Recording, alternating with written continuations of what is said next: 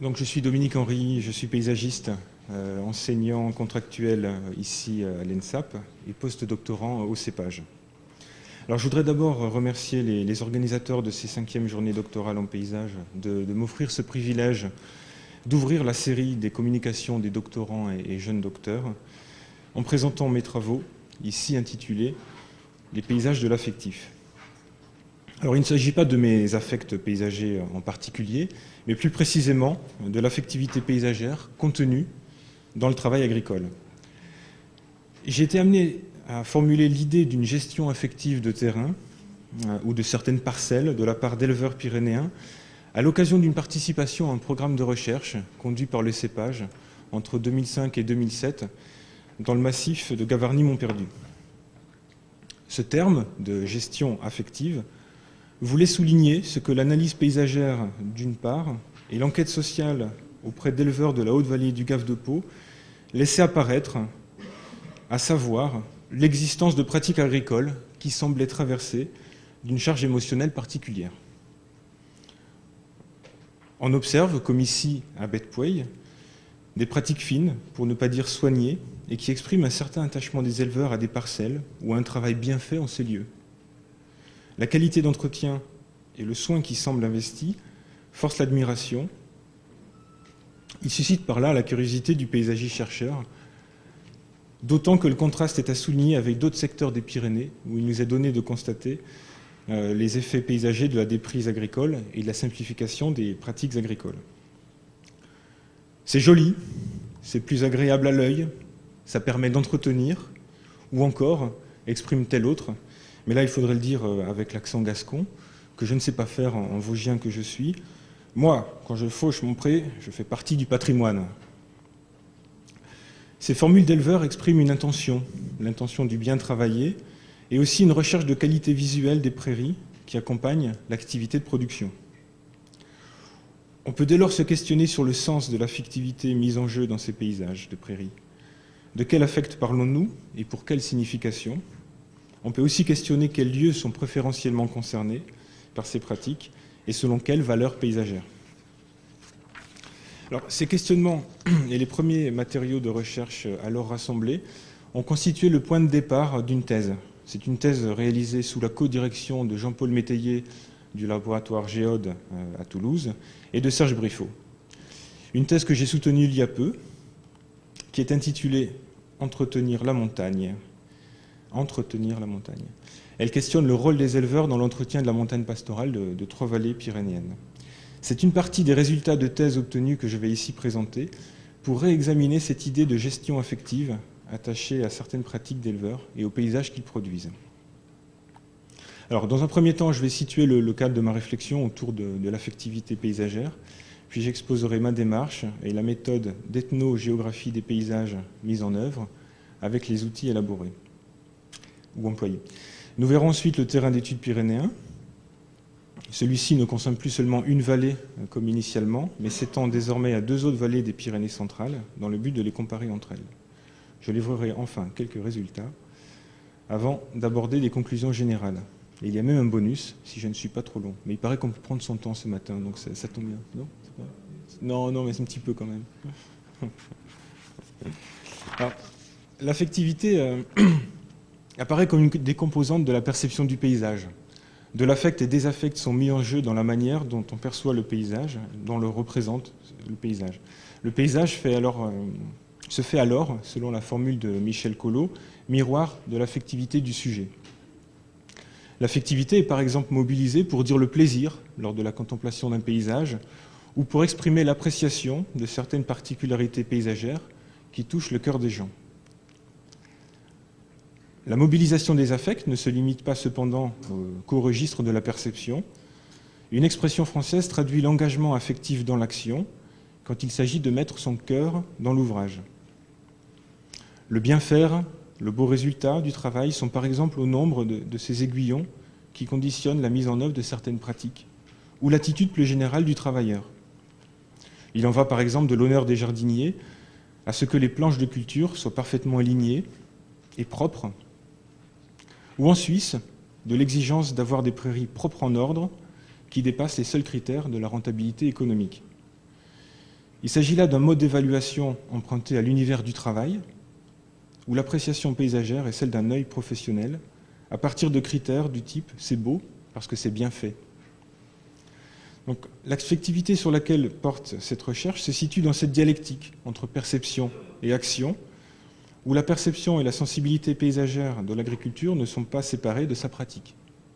Plus encore, c'est à partir de sa pratique que nous cherchons à atteindre les formes d'affectivité qui motivent et teintent certaines particularités ou qualités paysagères. La démarche sur laquelle la démarche repose sur le croisement des méthodes d'observation à partir du paysage dans une perspective interdisciplinaire. Donc cette démarche, qui a été élaborée dans le cadre de la thèse, est structurée en 4 volets. Le premier volet est celui de l'analyse des paysages. Il s'agit de leur interprétation à partir notamment de l'empreinte des pratiques agricoles.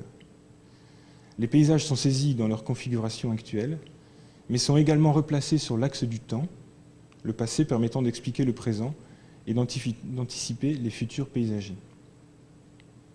Relié au paysage, le second volet concerne l'étude des pratiques agricoles qui s'inspire de la méthode géoagronomique. Elle est prise ici dans sa dimension géographique. On s'intéresse au déroulement des pratiques d'élevage dans le temps, les cycles pastoraux, et dans l'espace, la géographie pastorale, mais aussi à leur adaptation et à leur recomposition contemporaine sur les 40 dernières années.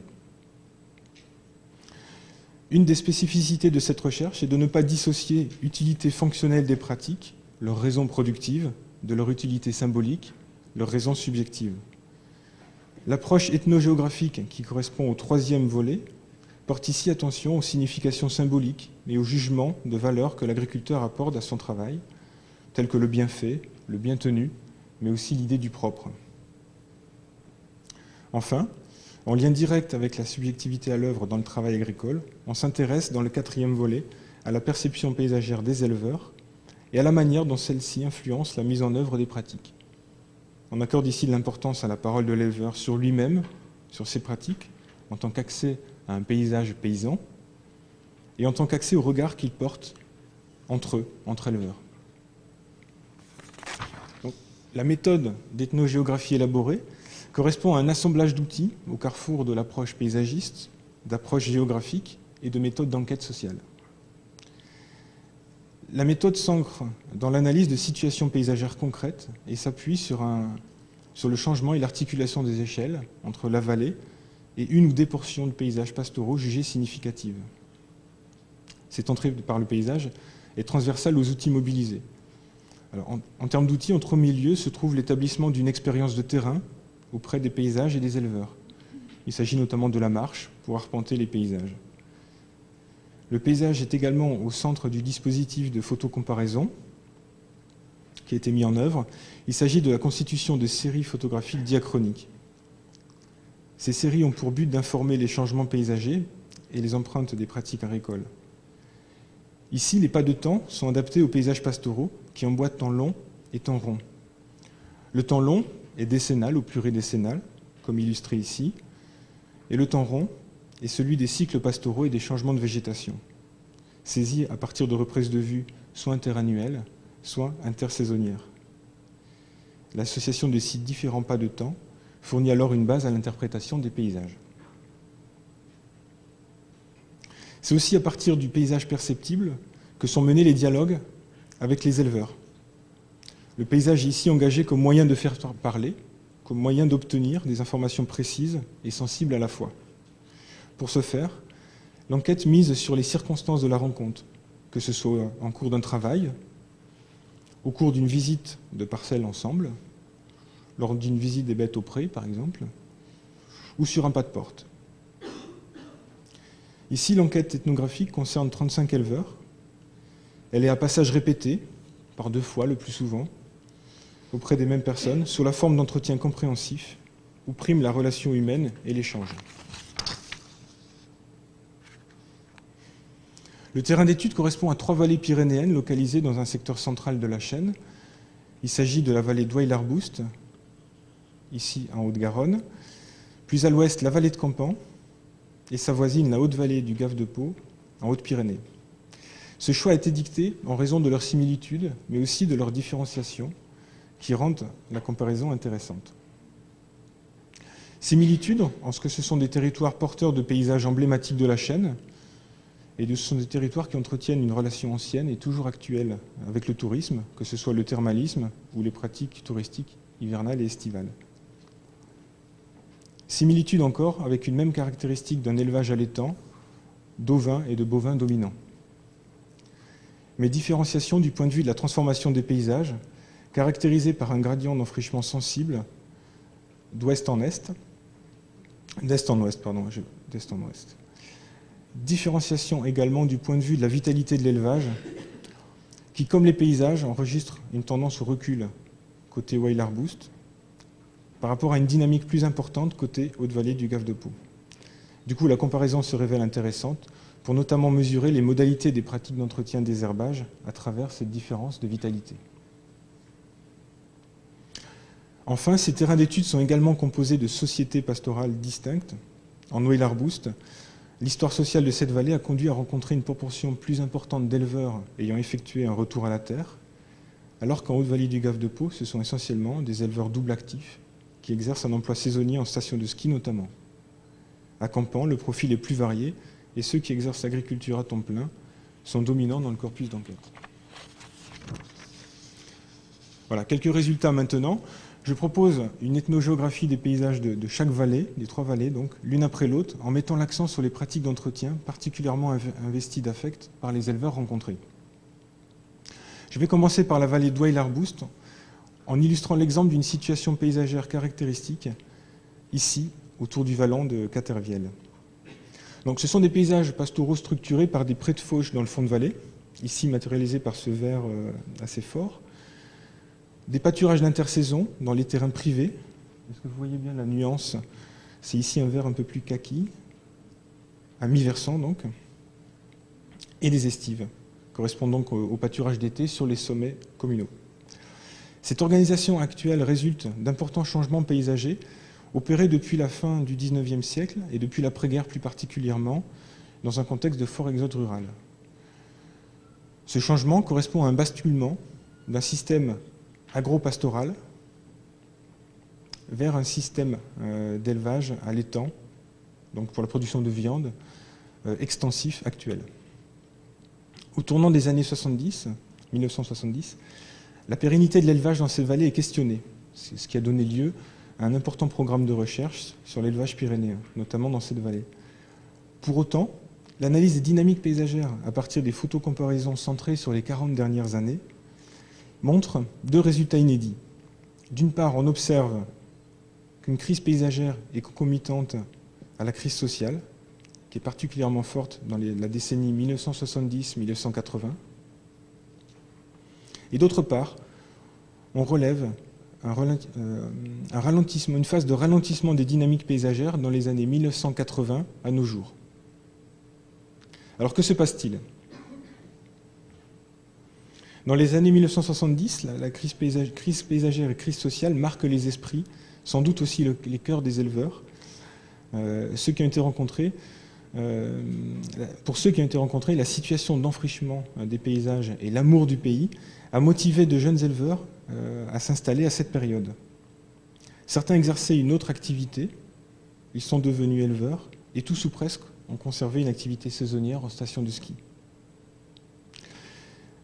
Cet enfrichement des paysages de la vallée est à l'origine d'une conscience paysagère que l'on retrouve ici plus aiguë qu'ailleurs. Les éleveurs se sont, semble-t-il, investis d'une mission de gardiens des pays et des paysages. Conscients dans leur rôle, l'ambition de lutter contre l'embroussaillement a conduit à la mise en place d'ententes circonstancielles entre éleveurs ou de regroupements amiables du foncier, relativement inventifs et innovants, pour faciliter et assurer un entretien optimal des terrains. Alors pour illustrer ce point, je propose de recentrer la lecture autour du vallon de Catervielle. Donc ici, on retrouve cette même organisation du paysage pastoral à l'échelle d'une commune, donc inscrite dans ce vallon. Socialement, la situation est ici critique, puisque des 3 éleveurs qui restent dans la commune, 2 sont retraités.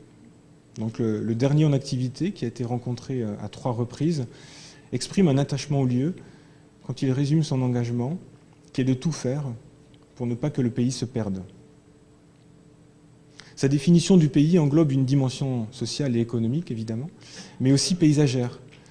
En effet, j'ai pu mesurer que la dimension affective qui s'exprime à travers son attachement au lieu conduit l'éleveur à préférer une herbe pâturée, courte, qui valorise mieux, selon lui, le paysage à la rigueur du village, que des herbes folles et des arbustes.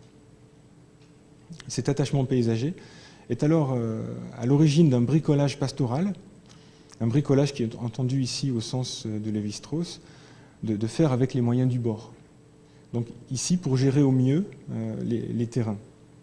Ce bricolage consiste par exemple à s'arranger entre les éleveurs et à s'arranger avec la propriété foncière.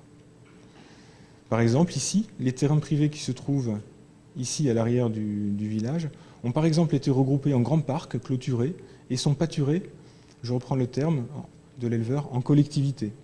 C'est-à-dire que les troupeaux se mélangent ensemble et pâturent ensemble donc, ces espaces avec la même rotation de pâturage. Un autre ajustement concerne les prés de fauche privés qui dominent, alors ils sont ici, qui dominent le quartier de Grange en amont du Vallon. Pour éviter leur abandon, ceux-ci n'étant plus fauchés, ils sont inclus dans le périmètre et le fonctionnement de l'estive. Voilà. Par rapport à la limite, une limite foncière qui est assez forte et qui marque assez fortement les paysages, il s'agit ici de perméabilités qui ont été organisées entre les surfaces. Je passe à la vallée de Campan. Donc, ce sont des paysages qui sont marqués notamment par ce large fond plat occupé de prés de fauche. On retrouve le même code couleur et un habitat dispersé au long des voies. Donc, dans ces vallées, on note peu d'enfrichement des paysages et l'observation photographique permet de constater que l'emprise pastorale est globalement restée stable ces 40 dernières années.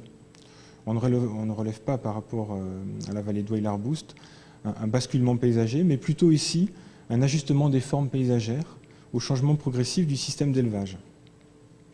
En effet, durant l'après-guerre, on est passé d'un paysage de la vache laitière, marqué par une herbe courte, cultivée, arrosée, très soignée, à un paysage du broutard, caractérisé par une herbe pâturée et cueillie dans les versants non mécanisables.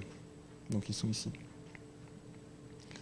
L'économie du lait, qui fournissait un beurre et une crème très réputés auprès de l'élite sociale en villégiature dans les termes de Bagnères, est à l'origine de paysages pastoraux particulièrement soignés. Et les descriptions établies dès le XVIIIe siècle par cette même élite voyageuse ont notamment contribué à construire et à largement diffuser l'image dans cette vallée d'une Arcadie pyrénéenne. Je renvoie ici aux travaux de Serge Briffaut dans sa thèse. Arcadie pyrénéenne sur laquelle repose en partie encore l'attraction touristique de cette vallée.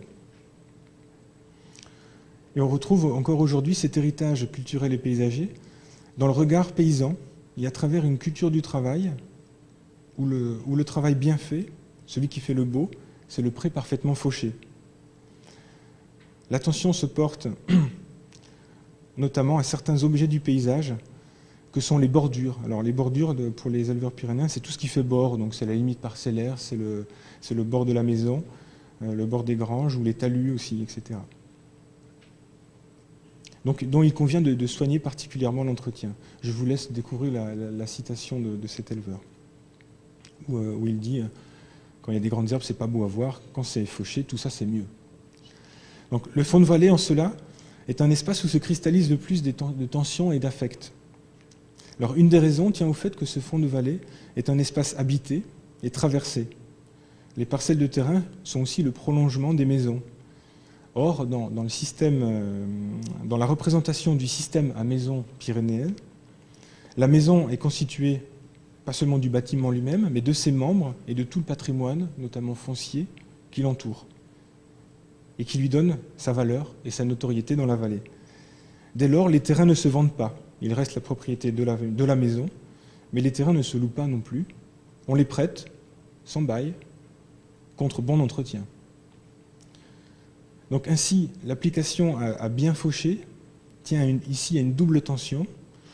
Donc d'un côté, c'est l'éleveur habitant de la vallée, il porte une attention à bien entretenir ses terrains, et plus particulièrement les abords de la maison. Il s'agit là d'une culture du travail qui se transmet et que l'on adapte aux outils actuels. Par exemple, le rotophile, qui est une débroussailleuse thermique, remplace la faux. Cela tient à un rapport affectif à ses propres parcelles et on a plaisir à bien faire son travail. Mais la persistance de certaines pratiques paysannes est aussi encouragée par les propriétaires fonciers qui sont nombreux à habiter la vallée. Cela tient ici à un autre rapport affectif qui est celui du propriétaire, ancien paysan, et qui porte une certaine représentation de ce que doivent être les prairies autour de sa maison. Usant ici de la précarité des locations orales, il réalise une sorte de chantage où les terrains sont prêtés à celui qui entretient le mieux le pré, c'est-à-dire à celui qui entretient non seulement le potentiel de productivité de la prairie, mais aussi à celui qui fauche et qui nettoie la bordure, ou les bordures. Mais ici, l'affectivité des pratiques est portée très fortement par les propriétaires et par les éleveurs habitants, pris entre son envie de bien faire chez lui sur ses propres terrains et tenu de le faire sur les parcelles qu'on lui prête chez les autres. Donc ce jeu social autour de la ressource et cette pression autour de certaines pratiques affectives du bien travaillé est une clé essentielle de la compréhension de l'entretien et de la qualité des paysages fauchés dans cette vallée de Campan. Donc, dernier exemple avec la haute vallée du Gave de Pau, autour de Baie-de-Puey. Nous sommes ici en présence d'une vallée particulièrement encaissée, au relief vigoureux, et à la différence des deux autres précédentes, le fond de vallée est relativement étroit, et une partie des prés de fauche occupe, et c'est ici assez remarquable, les bas de versant autour des villages. L'analyse diachronique des paysages sur ces 40 dernières années permet de constater une stabilisation des évolutions paysagères depuis les années 1980, et chose plus rare, une dynamique agricole assez active, avec des reprises de terrain par la fauche dans des secteurs mécanisables. Donc cela reflète une situation sociale où les éleveurs forment une communauté assez dynamique qui se renouvelle, notamment structurée autour d'une production sous signe de qualité, qui est celle de l'AOC de viande ovine Barège-Gavarnie. Donc le suivi photographique interannuel qui a été mis en place autour de Baie-de-Puey montre la vivacité de pratiques en jeu, leur répétition également au fil des saisons et des années. Les prés sont fauchés, les haies taillées, les granges parfaitement entretenues. Vous retrouvez la photo qui était présentée tout à l'heure en grand. Donc la question qui se pose ici est comment des éleveurs engagés dans une dynamique de développement réussissent-ils à maintenir une même finesse des pratiques d'entretien? Pour y répondre, je propose de présenter le travail et le point de vue d'un des 6 éleveurs rencontrés autour de ce village. Il s'agit d'un éleveur ovin, donc en AOC. Son troupeau est composé de 200 brebis et son exploitation compte une vingtaine d'hectares de prés de fauche répartis à l'échelle de la vallée. Donc, par exemple, on retrouve ici autour du siège d'exploitation et une partie des prés de fauche se retrouve en altitude, sur un plateau d'altitude, donc représenté ici. Et les terrains de ce quartier de grange en altitude sont aujourd'hui spécialisés dans la fauche. Cela résulte d'un investissement des pratiques pour reprendre des terrains, pour les remettre en état, après une phase de relatif abandon. Cette dynamique est en lien avec l'accès facile par la route. Elle est aussi expliquée par le besoin de l'éleveur en fourrage, d'un fourrage facile et rapide à récolter. Face à cela, il décrit la nécessité d'aller vite et, comme à regret, son obligation d'alléger certaines des pratiques d'entretien. En même temps, les pratiques d'entretien des prairies au niveau du village s'entourent d'une autre exigence. Ici, ce même éleveur qui tente d'aller vite ailleurs prend le temps de faucher à la faux. Il évoque l'habitude d'entretenir un terrain irrité et l'attachement à le conserver tel qu'on lui a laissé. Et puis c'est en bordure de route. C'est un pré qui se voit dans le paysage. Autant par les automobilistes que par les autres, les voisins. C'est notre fierté à nous, explique-t-il. La fierté du travail bien fait est particulièrement vivace dans cette vallée pastorale. Et la notion d'entretenir exprime ici une capacité à tenir de manière affective une certaine idée du propre, dans un entre-soi de l'élevage, où entretenir ses prés, c'est également entretenir son image. On comprend dès lors qu'entretenir ces terrains relève pour l'éleveur d'une nécessité productive, elle est première, mais aussi d'une fierté, la fierté d'être éleveur, la fierté d'entretenir le pays auquel on s'identifie. On affectionne aussi à maintenir certaines pratiques en raison de la visibilité paysagère de certaines parcelles, comme donc ici le bord de route bien sûr, où le regard du voisin et du touriste est particulièrement pris en compte. Je passe à la conclusion.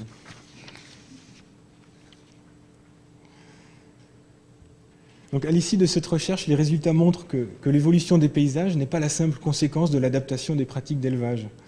Dans une montagne pastorale en crise sociale et paysagère, les éleveurs ont réagi aux modifications de leur environnement. Dans chaque vallée, ils ont fait preuve d'adaptation, d'opportunité, voire parfois d'inventivité. Dans ce cadre, les paysages pastoraux étudiés apparaissent aussi porteurs de dimensions cachées, celles de relations affectives, parfois même amoureuses, osons le terme, nouées au cœur de pratiques de production. Ces dimensions, souvent méconnues, et en tout cas peu exprimées en tant que telles, sont celles qui racontent l'investissement subjectif des éleveurs à entretenir leur vallée, et celles qui signalent une gestion affective des parcelles, suivant leur localisation et leurs valeurs productives, patrimoniales, paysagères qui leur sont attachées. Et un des résultats importants de ma recherche concerne la relation des éleveurs au paysage. J'ai pu constater qu'ils portent partout un regard conscient sur leur paysage. Et qui plus est, ils ont développé à plus d'un titre différentes formes d'attention paysagère. Cette conscience et ces attentions paysagères ne sont pas identiques entre les vallées et ne concernent pas les mêmes enjeux et les mêmes objectifs. C'est ici le sens de ce tableau synthétique. Donc, le temps imparti m'empêche de le lire complètement, je vais me contenter de le commenter brièvement. La vallée d'Ouai-l'Arbous se détache ici des deux autres vallées sur le fait que les éleveurs s'organisent entre eux, bricolent des façons de faire, pour sauver le pays et ses paysages. Les actions concernent ici des objets particuliers, concernent moins des objets particuliers que des surfaces. Leur préoccupation paysagère se situe à l'échelle de ce qui pourrait être des unités de gestion, si on se place dans une perspective d'action. Autre chose, on relève l'importance de la structure sociale de l'élevage et la manière dont cette société des éleveurs est insérée localement. Ces structures sociales jouent sur les formes de travail et de pratique. Donc elles influent sur l'exigence de qualité, elles font pression parfois, ou à l'inverse, lorsque sa structure est déliquescente, elle incite les éleveurs à s'organiser entre eux.